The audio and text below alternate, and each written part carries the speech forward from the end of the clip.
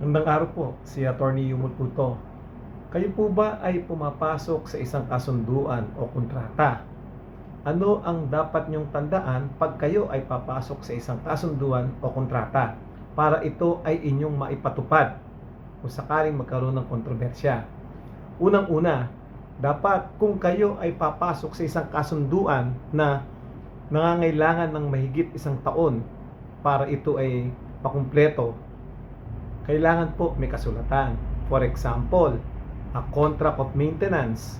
Kung kunyari, may kontrata kayo or kayo mismo nagpapagawa or nagpapa-maintenance at kakailanganin ng may isang taon, kailangan may kasulatan yan. Bakit?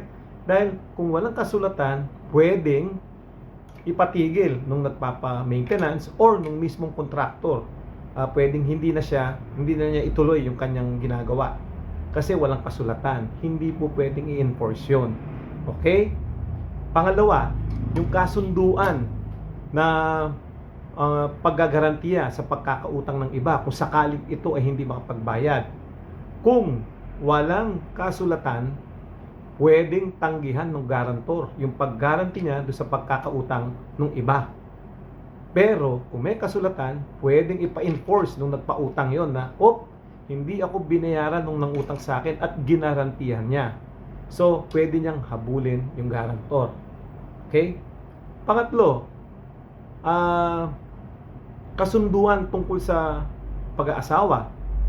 Katulad ng yung tinatawag nating antenuptial or prenuptial agreement. Kailangan nasa kasulatan yan. Ano po ba yung mga example nun? For example, yung tungkol sa property relations, no? Yung kung paano itatrato yung kanilang mga kanya-kanyang ari-arian bago sila nagpakasal. Or yung mga ari-arian nilang kikitain habang sila'y nasa isang marriage. Pwedeng pag-usapan yon na si lalaki o si babae ay hindi magiging may-ari ng pag-aari ng isang asawa. Diba? Yun yung antenuptial or prenuptial agreement.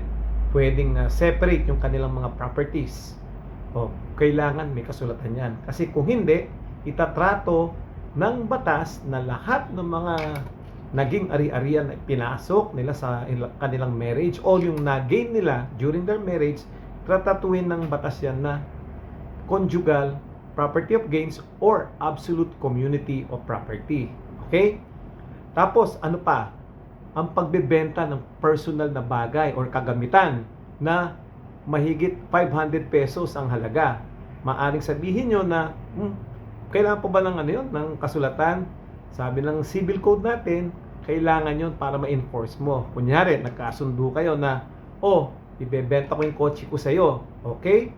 So, nag-usap kayo, kailangan may kasulatan kayo. Kasi pwedeng hindi niya i-deliver yung kotse at pwedeng si buyer naman hindi niya bayaran.